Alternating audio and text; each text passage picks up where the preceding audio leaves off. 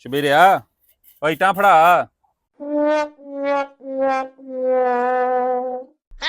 ਸ਼ਬੀਰਿਆ ਉਹ ਘਰੋਂ ਕੰਮ ਕਰਨ ਆਇਆ, ਇੱਟਾਂ ਫੜਾ ਯਾਰ।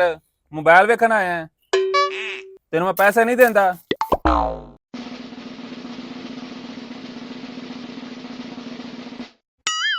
ਉੱਠ ਤਾਂ ਏ, ਚੱਲ ਨਿਕਲ ਇੱਥੋਂ। ਮੈਂ ਨਹੀਂ ਤੈਨੂੰ ਕੰਮ ਤੇ ਰੱਖਣਾ, ਚੱਲ।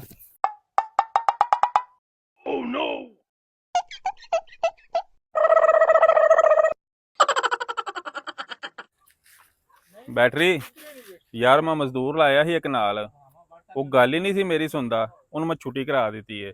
अगर तू पक्का मेरे नाल काम करना है। ठीक है मिस्त्री साहब, ये केड़ी गल है? चल आ टोर के करांगे।